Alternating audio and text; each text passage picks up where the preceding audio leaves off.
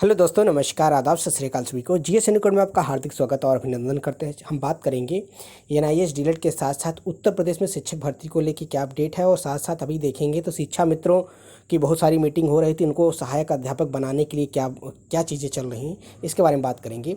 और कहीं ना कहीं आप देख रहे होंगे तो उत्तर प्रदेश में हर दिन पेपर में आप देखेंगे तो योगी जी का मीटिंग हो रही है, या फिर शिक्षा मित्रों की भर्ती को लेकर बहुत सारी अपडेट साथ में आपको देने वाले हैं।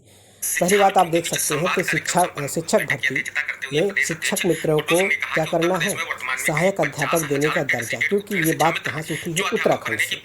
उत्तराखंड में शिक्षा मित्रों को सहायक अध्यापक का दर्जा दिया गया है।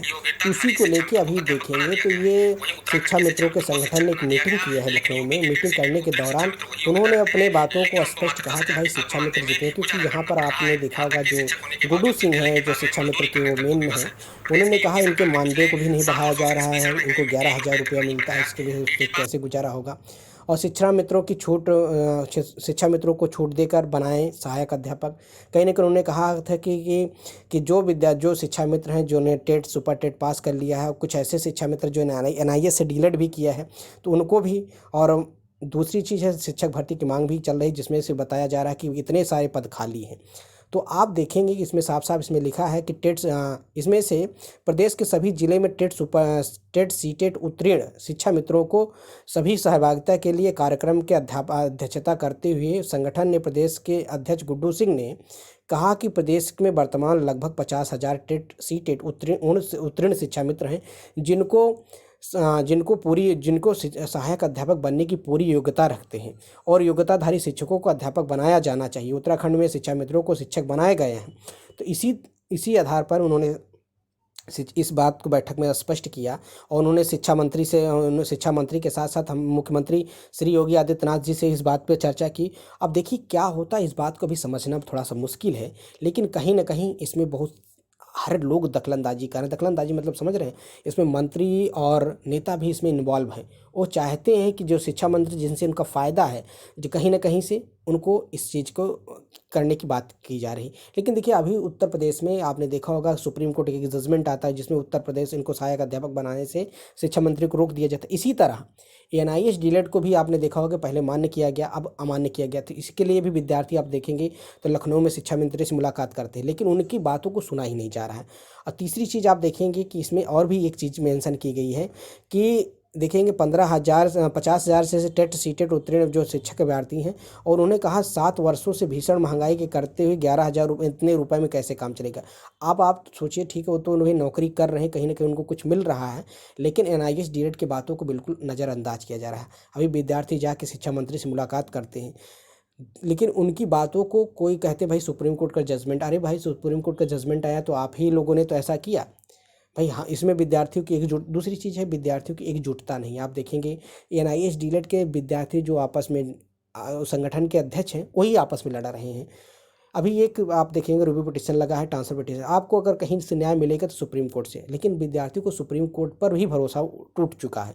क्योंकि कहीं ना कहीं आप देखेंगे सुप्रीम कोर्ट में भी जैसे कि विद्यार्थियों के साथ घालमेल किया जा रहा हो। अब मतलब कि आप समझ सकते हैं कि जैसे सरकार उनके साथ अन्याय कर रही है, वैसे सुप्रीम कोर्ट भी अन्याय कर रहा है। देखिए इसको हम डायरेक्ट ऐसे बोलना हमारे लिए भी सही नहीं है, क्योंकि बहुत सारी चीज़ें हमारे खिलाफ हो जाती हैं, हमने देखा है। तो इसीलिए हम ये नहीं कह सकते कि कहाँ पर किसकी गलती है, लेकिन कहीं ना कहीं इसमें विद्यार्थियों की अगर कोई 1% कहीं गलती दिखाई जाए तो आप कहेंगे हाँ भाई, सुप्रीम कोर्ट में जजमेंट देते समय ये भी सोचना चाहिए कि इतने सारे विद्यार्थी जब 2017 से 2019 तक उन्होंने एक कोर्स किया, अगर उसको हम अमान्य करते हैं तो ये विद्यार्थी जाएंगे कहाँ। आप भाई चाहे बीएड, देखिए हम किसी के पक्ष में नहीं हैं, बीएड के साथ भी अन्याय हुआ है और एनआईएस डीलेट के साथ भी है। भाई आप डिग्री को इनवैलिड मत करिए। वो भी जैसे यहाँ पर शिक्षा मित्र मांग कर रहे हैं कि हमने टेट पास किया, सुपर टेट पास किया, हमको योग करना चाहिए, तो यहाँ पर भाई एनआईएस डीलेट भी तो सारी चीज़ पास किए, उनको भी योग्य मानना चाहिए। लेकिन देखिए दूसरी चीज़ है कि इसको लेके बहुत तेज़ी से आवाज़ उठाई जा रही है। शिक्षा मंत्री के साथ साथ मुख्यमंत्री से बात की जा रही है कि भाई इनको परमानेंट किया जाए, इनको चयनित किया जाए। इसके लिए उन्होंने कहा कि हम जितने भी सीटेट पास हैं, टेट पास हैं, ये सब उत्तीर्ण किए उन शिक्षा मित्रों को परमानेंट किया जाए, उनके साथ ये सहानुभूति व्यक्त की जाए। तो आगे देखिए क्या होता है, लेकिन इनका ये जो संगठन है बहुत तेज़ी से कार्य कर रहा है इस बात को। और दूसरी बात है कि अभी आपने देखा होगा कि उसमें भर्ती के लेके बहुत सारी बात की जा रही है कि 1 लाख से ज़्यादा अधिक पद खाली हैं, जिसमें इन्होंने स्पष्ट कहा कि 1 लाख से ज़्यादा अधिक पद खाली हैं, उसको भरने के लिए इनको भी उसी के साथ क्या करना चाहिए दिखाना। देखिए, प्रदेश के अध्यक्ष गुड्डू ने सरकार को गुहार लगाते हुए कि 18 नवंबर 2020 में सुप्रीम कोर्ट के आर्डर राम शरण मौर्य बनाम स्टेट ऑफ उत्तर प्रदेश 003707/2023 के परिप्रेक्ष्य में सरकार द्वारा दिए गए हलफनामे में 51,112 पदों के टेट और सुपर टेट उत्तीर्ण योग्य शिक्षा मंत्रियों को टेस्ट में छूट प्रदान करते हुए सहायक अध्यापक पर नियमित किया जाए। उत्तराखंड के तरह टेट सीटेट शिक्षा मित्रों को नियमित किया जाए। प्रदेश के महिला शिक्षा मित्रों की नियुक्ति तिथि के अब अपने गृह जनपद में कार्यरत किया जाए, पति की जनपद में स्थानांतरण किया जाए। शिक्षकों को सामना आकस्मिक अवकाश के अलावा चिकित्सा अवकाश, महिला शिक्षा मित्र के बाल्य देखभाल, सभी चीज़ों की उन्होंने इस चीज़ को मांग की है। आकस्मिक अवकाश और अन्य अवकाशों की बात कही गई है। और इसके लिए महामंत्री अनुज त्रिपाठी, प्रदेश सचिव उमशहद अली, मतलब बहुत सारे लोग वहाँ पर शामिल थे। लेकिन दूसरी मुद्दा ये आता है कि अब इतने कह रहे हैं कि भाई इनके जब इतने सारे लोग शिक्षा मंत्री जो टीचर बनेंगे तो ऑलरेडी शिक्षक भर्ती वैसे भी कम हो जाएगी। जो भाई शिक्षा मंत्री जो कि अब आप देखेंगे 6 साल से उत्तर प्रदेश में शिक्षक भर्ती नहीं आ रही, बिहार में भी शिक्षक भर्ती आ रही, तो विद्यार्थी वहाँ पर कूच कर रहे हैं। लेकिन दूसरी मुद्दा ये है NIS वाला। अब बीएड को तो भाई बाहर किया गया, चलिए मान लीजिए बीएड के पास तो चांस है, लेकिन NIS डीएड कहाँ जाए? इसके लिए जब विद्यार्थी उनके पास जाते हैं तो सरकार उसके घालमेल करती है और कहती है कि भाई आप सुप्रीम कोर्ट जाइए। सुप्रीम कोर्ट के अगर डबल बेंच से आप हारे हैं तो आप ट्रिपल बेंच में जाइए, अगर सिंगल बेंच से हारे तो डबल बेंच में जाइए। अरे भाई विद्यार्थी कहाँ जाए, किससे पास जाए?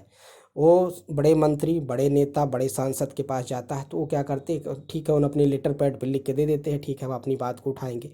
भाई यहाँ पे विद्यार्थी ओवर एज हो जा रहे हैं, जिनके घर में आज नौकरी होनी चाहिए, जो विद्यार्थी ज्वाइनिंग लेने, देखें KBS के ऐसे बहुत सारे विद्यार्थी हैं जो हमने देखा है, हमारे साथ दिल्ली भी वो गए थे।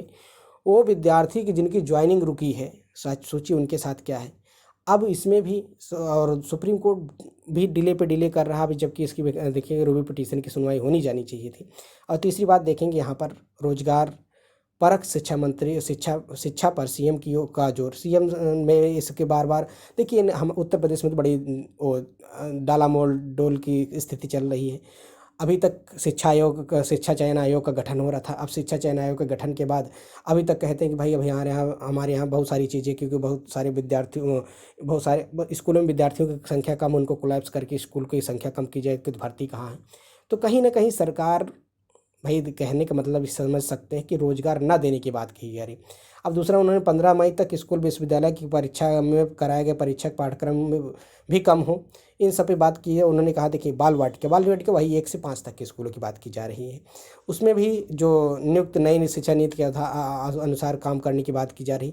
लेकिन कहीं भी NIS डीलेट की बात को लेके सरकार भी बिल्कुल, जैसे कि सरकार व विद्यार्थी मुख्यमंत्री तक लेटर पैड दे गए, शिक्षा मंत्री के पास गए। अभी देखिए कल इलाहाबाद में एक सांसद के पास विद्यार्थी गए, उनसे अपनी बात को कहा, लेकिन जैसे ना मतलब बेमन से हमारी बातों को सुना जाता है।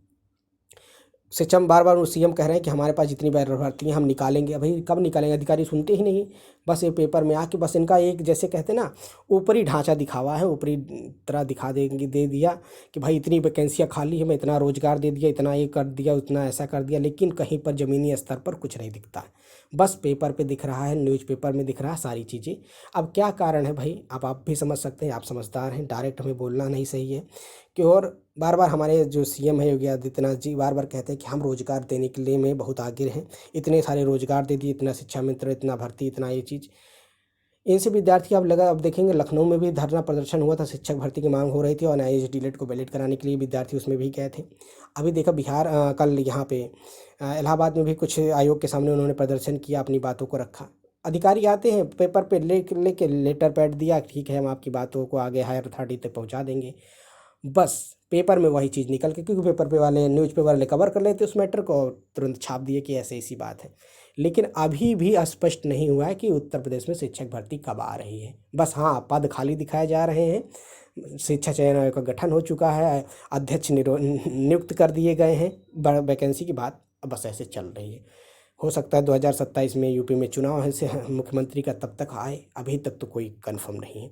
और शिक्षा में जो एनआईसी डीलर के साथ है, बस रिव्यू पिटीशन पे अटका हुआ, देखिए सुप्रीम कोर्ट कभी इनकी सुनवाई करता है, ये भी बड़ी दिक्कत की बात है। खबर यही थी। वीडियो पसंद है चैनल को लाइक करें, ज़्यादा से ज़्यादा शेयर करें। मिलते हैं नए वीडियो के साथ। नमस्कार सभी।